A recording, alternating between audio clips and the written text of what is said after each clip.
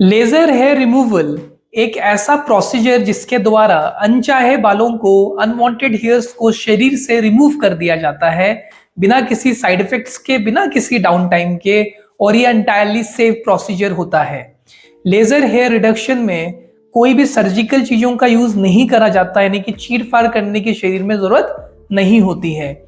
ये मोर और less permanent procedure ही होता है, लेकिन इसमें हम laser hair removal word use करेंगे, permanent hair removal word use नहीं करते। इसमें हम लोग रिडक्शन वर्ड्स का यूज करेंगे, यानी ये प्रोसीजर करवाने के बाद बालों की मोटाई काफी हद तक कम हो जाती है। लेकिन अगर हम ये बोलें कि ये जिंदगी भर के लिए बाल वहां से हट सकता है, रोए जैसे बाल भी हट सकते हैं, तो ये गलत होगा। यानी कि लेजर हेयर रिमूवल मोटे बालों को, कोर्स हेयर्स को, काले बालों को रिमूव कर सकता है, लेकिन रोए जैसे बाल जिसको हम वेललेस हेयर बोलते हैं उनमें इसका कोई रोल नहीं है। लेजर हेयर रिमूवल कहां कहां किया जा सकता है? तो सबसे कॉमन एरिया है वो है फेस, यानी कि अपर लिप्स, चिन, चीक्स, आपके साइड लॉक्स में, या आपको इजीली किया जा सकता है। सेकेंडली जो एरियाज होते हैं वो बिकिनी लाइन हो गया, आर्म्स, लेग्स हो गया, चेस्ट का हेयर हो गया, और lower back and upper back पे ये किया जा सकता है।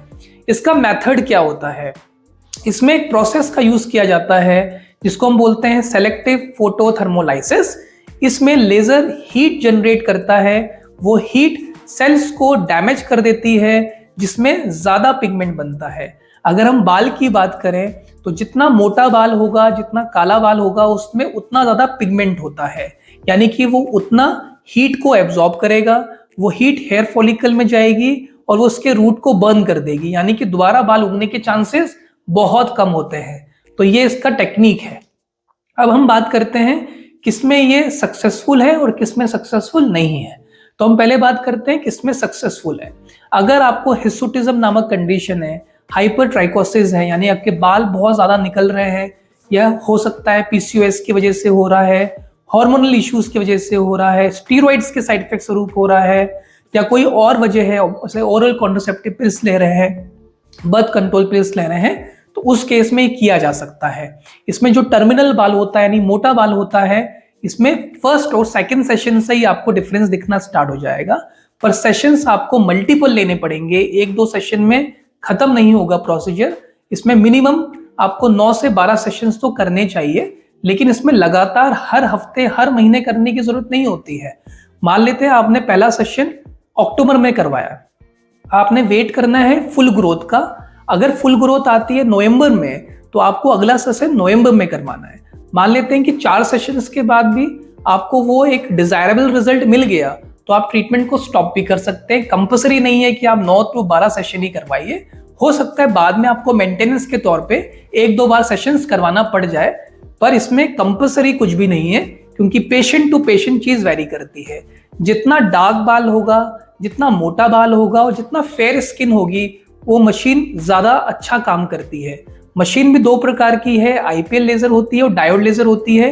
दोनों के बारे में मैंने पहले भी वीडियो बना रखा है, आप उसको जाके जरूर चेक करिए। बेस्ट होता है डायोड लेजर। अब हम बात करते हैं किसमें ये यूज नहीं करना चाहिए।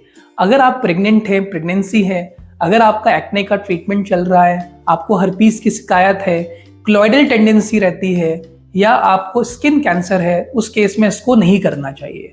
अब हम बात करते हैं इसका हम लोग प्रोसीजर करते कैसे हैं।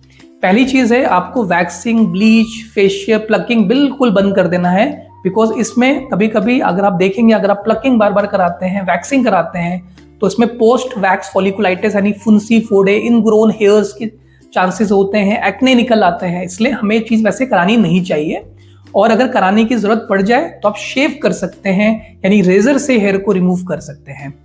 जब आप प्रोसीजर कराने जाएंगे लेजर के लिए, तो आपको 2-3 दिन पहले उसको शेव कर लेना चाहिए, हेयर्स को रिमूव करना चाहिए। धूप से जितना हो सके उतना बचना चाहिए, या ब्रॉड स्पेक्ट्रम सनस्क्रीन का यूज कर सकते हैं।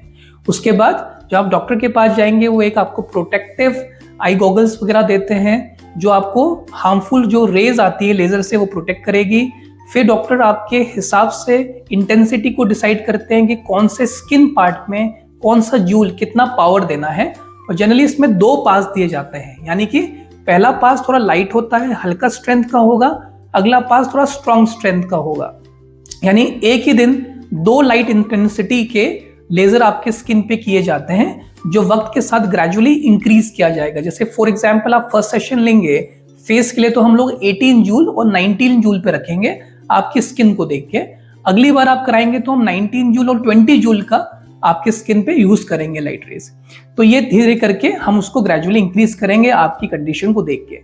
जब लेजर करवा लेते हैं उसके कुछ मिनट के बाद आपके चेहरे पे रेडनेस देखने के लिए मिलती है, हल्की सी जलन देखने के लिए मिलती है। उसके लिए हम आपको कोई स्टीरॉइड क्रीम दे देते हैं, सनस्क्रीन बोलते हैं लगाने के लिए। आपको अच्छे से कोल्ड कंप्रेस यानी आइसिंग करनी पड़ती है और एक स्टीरॉइड की गोली आपको ऐड कर देते हैं ताकि स्वेलिंग ना आए।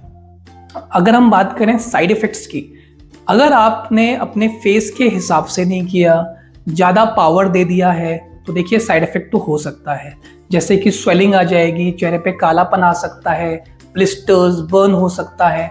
इसलिए हर दम लेजर थेरेपी आप अपने डॉक्टर के कहने पे ही करेंगे। आपको कहीं लोकल जाके या पार्लर वगैरह में जाके नहीं कराना चाहिए। अच्छे किसी स्किन डॉक्टर के पास जाइए उनके कहने पे, क्योंकि वो आपके स्किन को डिसाइड करके जूल्स का डिसाइड करते हैं। यानी कैसा स्किन टाइप है, कितना पावर देना है, कौन से स्किन में देना है। इसके बाद अगर आप करेंगे तो आपको कोई साइड इफेक्ट नहीं आएगा। बाकी लेजर के बारे में पूरा वीडियो मेरे चैनल पे उपलब्ध है। अगर आपका कोई भी क्वेरी होता है तो कमेंट सेक्शन बताइए, मैं आपको जरूर रिप्लाई करूंगा। और मेरे चैनल को सब्सक्राइब भी करिए। धन्यवाद।